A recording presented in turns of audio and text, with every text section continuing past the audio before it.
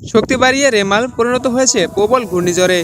এটি অতি প্রবল আকার ধারণ করতে পারে বলে আশঙ্কা করা হচ্ছে।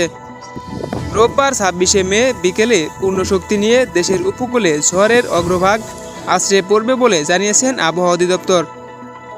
আবহাওয়া অফিসের তথ্য অনুযায়ী পশ্চিম থেকে মধ্য বঙ্গোপসাগর এলাকায় বুধবার 22শে মে একটি লঘুচাপ সৃষ্টি হয়। তখনই আবহাওয়া অফিস আশঙ্কা প্রকাশ করে এটি পর্যায়ক্রমে শক্তিশালী ঘূর্ণিঝড়ে রূপ নেবে। সেই আশঙ্কাই পরে সত্যি হলো। লঘুচাপটি বৃহস্পতিবার 23শে মে আরও শক্তিশালী হয়ে সুস্পষ্ট লঘুচাপে পরিণত হয়। পরদিন শুক্রবার 24শে মে সেটি নিম্নচাপে রূপ নেয়। এদিন রাতেই পরিণত হয় গভীর নিম্নচাপে। এরপর গভীর নিম্নচাপটি ঘূর্ণিঝড় রোমালে পরিণত হয় শনিবার 25শে মে সন্ধ্যায়।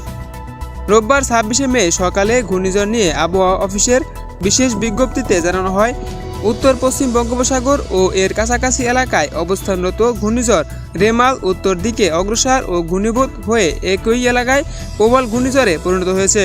রোববার 26শে মে বিকেল 3টা থেকেই উপকূলে প্রভাব পড়বে। সন্ধ্যা থেকে মধ্যরাত নাগাদ স্থলভাগ অতিক্রম করবে ঘূর্ণিঝড়টি। এ সময় রেমাল সিভিয়ার সাইক্লোনে পরিণত হতে পারে বলে আশঙ্কা করা হচ্ছে। ঘূর্ণিঝড় রেমাল অতি প্রবল বেগে বাংলাদেশের উপকূলে আঘাত হানতে পারে। প্রায় 12 থেকে 14 ঘন্টার মতো প্রভাব পড়বে ঘূর্ণিঝড়ের। রেমাল সিভিয়ার সাইক্লোন স্টেমে পরিণত হওয়ার সময় 110 থেকে 120 কিলোমিটার পর্যন্ত গতিবেগ বাতাস হতে পারে। গতিবেগে ঝড়ো বাতাস বয়ে যাবে। আবহাওয়া অফিসের তথ্য মতে সামুদ্রিক ঝড়ে সৃষ্ট বাতাসের গতিবেগ ঘন্টায় 62 থেকে 88 কিলোমিটার হয়।